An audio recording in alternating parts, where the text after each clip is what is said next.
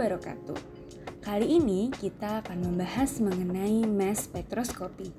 Video ini dibuat oleh kelompok I, Program Studi Teknik Biomedis Universitas Airlangga yang terdiri atas Salsabila NIM 020, Muhammad Rizky Alivia NIM 045, dan Amalia Fitri Naba NIM 050.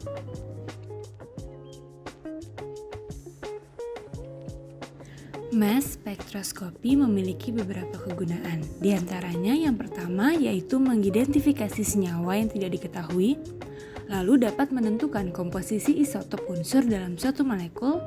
Yang ketiga, menentukan struktur senyawa dengan mengamati fragmentasinya.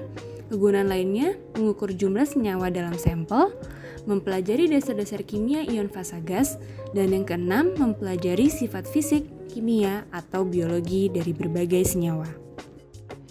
Mass spektroskopi juga memiliki beberapa kelebihan, di antaranya memiliki tingkat sensitivitas yang lebih baik dibandingkan dengan metode lainnya, mampu mengurangi background interference. Yang ketiga, kekhususan yang sangat baik dari pola fragmentasi, yaitu karakteristik untuk mengidentifikasi yang tidak diketahui atau mengkonfirmasi keberadaan senyawa yang dicurigai.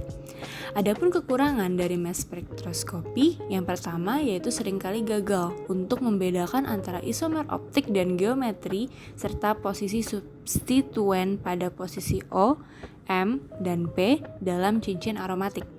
Kekurangan lainnya yaitu ruang lingkupnya terbatas dalam mengidentifikasi hidrokarbon yang menghasilkan ion terfragmentasi serupa. Bagian-bagian spektrometer massa. Nah, berikut ini merupakan skema spektrometer massa sederhana dengan analisa massa tipe sektor yang digunakan untuk melakukan pengukuran rasio isotop karbon dioksida atau IRMS seperti pada carbon 13 urea bridge test. Nah, pada skema ini dapat kita lihat terdapat ion source, terdapat magnet, terdapat detection yang terdiri atas Faraday collector dan menghasilkan current, kemudian masuk ke amplifier dan menghasilkan rasio output. Pada bagian ini kita akan membahas lebih detail tentang bagian-bagian dari spektrometer massa.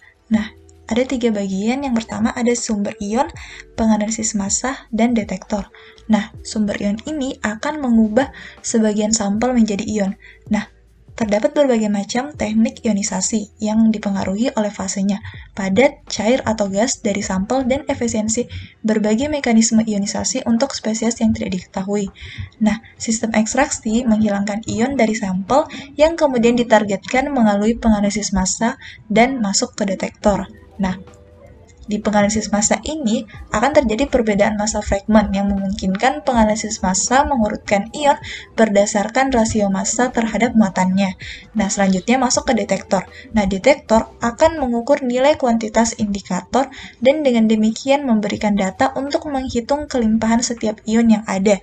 Beberapa detektor juga memberikan informasi spesial, misalnya plat multisalur. Selanjutnya adalah aplikasi terhadap respiratori. Mass spektrometer merupakan gas analyzer yang ideal dalam penelitian respiratori karena dapat menganalisis seberapapun gas yang dibutuhkan untuk penelitian dan memiliki sampel flow yang rendah sehingga sampel yang kecil pun cukup untuk dilakukan analisis. Keuntungan dari sampel flow yang sangat rendah adalah bahwa ketika dilakukan prosedur sampling tidak terjadi perubahan atau gangguan terhadap volume dan konsentrasi dari gas-gas dalam lingkaran respirasi. Flow rate yang rendah juga menjadikan agar bisa dilakukan pengambilan sampel dari ruang-ruang sempit. Selain itu, waktu responsnya pendek sehingga distorsi dan konsentrasi awal tidak akan terlalu mempengaruhi hasil.